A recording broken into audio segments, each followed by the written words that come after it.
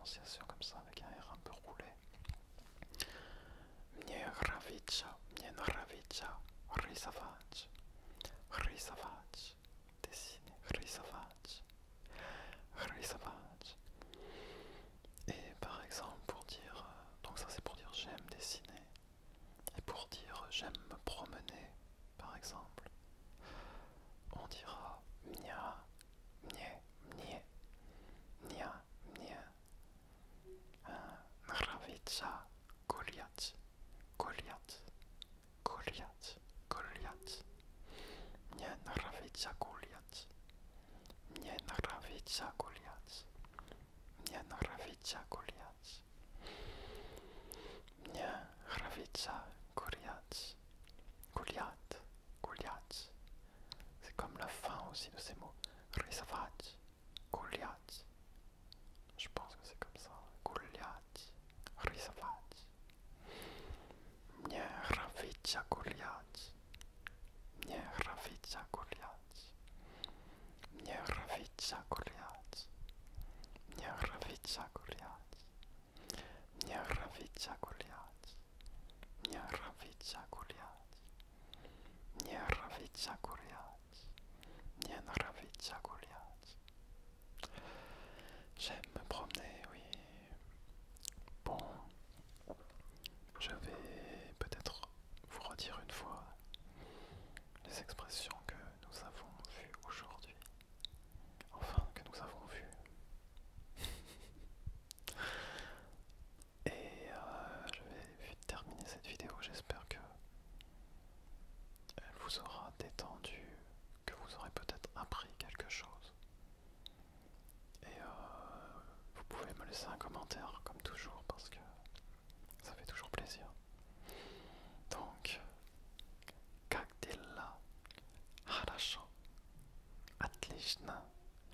Я живу в квартире. Я живу в квартире. Квартире.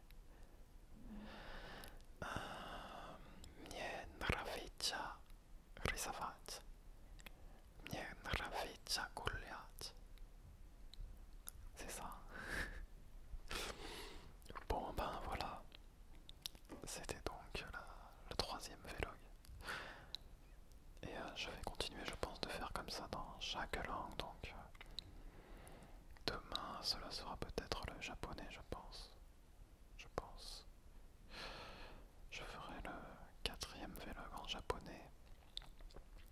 Et je parlerai sûrement aussi, je dirai comme ça quelques expressions que j'ai apprises. Comme ça, si vous aimez le japonais, ça vous plaira peut-être. Bon, ça sera mélangé avec du russe si vous aimez le japonais et le russe. Cela sera le paradis peut-être pour vous.